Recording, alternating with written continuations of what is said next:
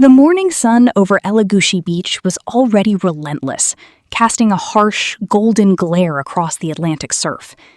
Tunde stood where the damp foam licked his bare toes, his average 5'8" frame casting a short, sharp shadow on the sand. At 25, he was caught in that peculiar Nigerian limbo, old enough to face severe family pressure, yet young enough to still be called a boy by the elders. His white linen shirt billowed slightly in the salty breeze, but his expression remained completely frozen. In his right hand, he tightly clutched a crumpled brown envelope, its contents heavy enough to change everything he knew about his family lineage. He had lived his entire life in Lagos, navigating the chaotic rhythm of the city with a quiet, careful compliance. He was the reliable son, the one who never caused trouble, the one who stayed behind while others chased wild dreams. But the letter inside that envelope had disrupted his carefully structured world just 2 hours ago, shattering 25 years of comfortable domestic lies. It was a formal notice from a legal firm in Ibadan, revealing an inheritance left by a grandfather he was explicitly told had died before his birth. Tunde looked out at the horizon, watching a distant cargo ship crawl slowly across the massive blue expanse. The timing of this revelation felt like a deliberate, cruel joke from the heavens above. Why did this secret have to surface today, of all days, just when he had finally committed to a completely different path? He took a deep breath, the sharp scent of brine filling his lungs, trying to steady his rapidly racing pulse. The tide was rising, and he knew his life would never be the same again. A loud, familiar shout broke through the rhythmic crashing of the waves, pulling Tunde abruptly out of his dark, spiral, muted appearance. Obi was jogging across the hot sand, his brightly colored beach shorts a stark contrast to Tunde's somber, muted appearance.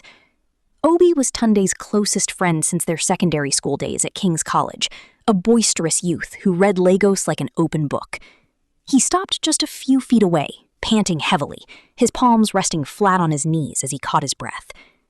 Obi looked at Tunde's face, then his eyes immediately dropped to the crumpled brown envelope held tightly in his friend's hand. "Oga, you look like you just saw a ghost from the past," Obi said, his voice laced with genuine concern. Tunde simply handed the envelope over without saying a single word, letting the paper speak for his troubled mind.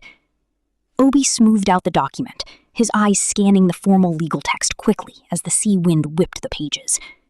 As he reached the final paragraph, Obi let out a long, low whistle that was nearly swallowed by the ocean's roar. The document clearly detailed ownership of a massive, historical cocoa estate just on the outskirts of Ibadan city.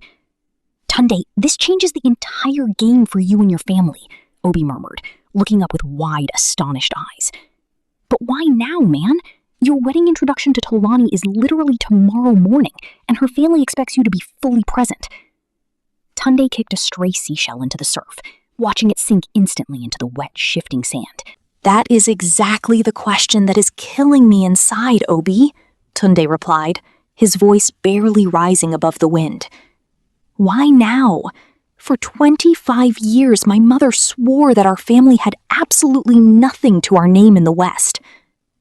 He started walking along the shoreline, his hands shoved deep into his pockets, with Obi keeping pace right beside him. The sand was getting hotter under their feet, reflecting the intense heat of the mid-morning Nigerian sun above. Tunde explained how the lawyer had tracked him down directly, bypassing his mother entirely to deliver the old man's final testament. According to the letter, the estate had been held in a strict legal trust until Tunde reached his mid-20s. The grandfather had specified that the next male heir must be mature enough to understand the land's true value. He thought 25 was the magic number for wisdom, Tunde scoffed bitterly, shaking his head at the absolute absurdity. But he didn't realize that at 25, a man is also trying to build his own independent life from scratch. Tolani's father, a strict retired headmaster, had demanded total dedication to the upcoming marriage rites before giving his final blessing. Obi stopped walking and grabbed Tunde's shoulder, forcing the shorter man to look him directly in the eyes. "Your mother was trying to protect you from the toxic politics of that extended family, Tunde," Obi said softly.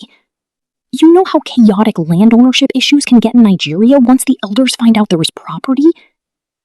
Tunde knew his friend was right, but the burden of the secret still felt incredibly heavy on his chest. He was caught between honoring his past and securing his immediate future. They reached a row of deserted wooden beach huts, their thatched roofs dry and brittle from the salt air. Tunde sat down on a weathered bench, brushing a light layer of white sand off the smooth timber surface. Obi sat opposite him, laying the legal document flat between them on the table, weighting it down with a smooth stone. The paper fluttered slightly, a fragile piece of dead wood that held the immense power to reshape Tunde's entire identity. If I claim this land today, I have to travel to Ibadan immediately to sign the papers, Tunde explained. And if you travel to Ibadan today, you will definitely miss the introduction ceremony tomorrow, Obi countered, summarizing the dilemma. Talani's family was notoriously traditional, and missing such an event would be viewed as an unforgettable, unforgivable insult to them. They would likely call off the entire wedding, believing Tunde to be an unreliable boy who lacked serious commitment. Yet the legal trust stipulated that if the papers weren't signed by his 26th birthday, which was next week, the land reverted. The estate would be absorbed by the state government, lost to his lineage forever due to a strict deadline. Tunde rubbed his face with both hands, feeling the rough stubble along his jawline as he groaned in frustration. Why did the lawyer wait until the absolute final week to bring this to my notice? He asked the sky. He claims he faced logistics issues tracking my current Lagos address, but I think someone was actively delaying him. The shadow of family interference loomed large in his mind, suggesting that dark forces had tried to stop this.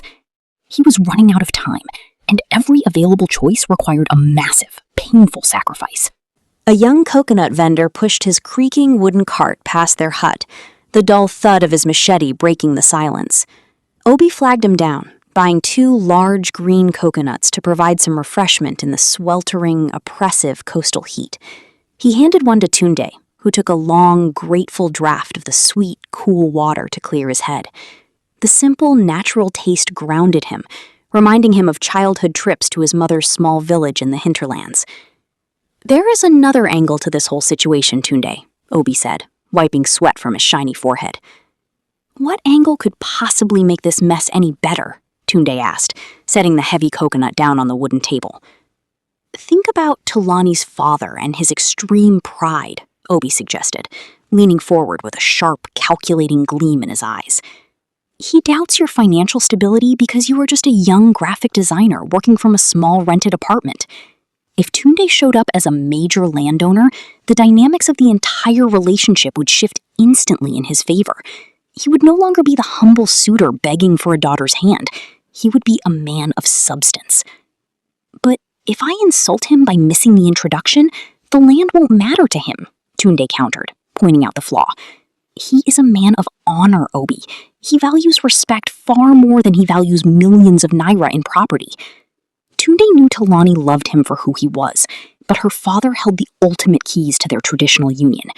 He was trapped in a classic Nigerian paradox, where culture and progress were at total war with one another. The ocean waves seemed to grow louder, as if mocking the small, insignificant human drama unfolding on the sandy shore. Tunde pulled out his phone, staring at a warm, cheerful text message from Talani sent just 30 minutes ago. You need to call her, Tunde.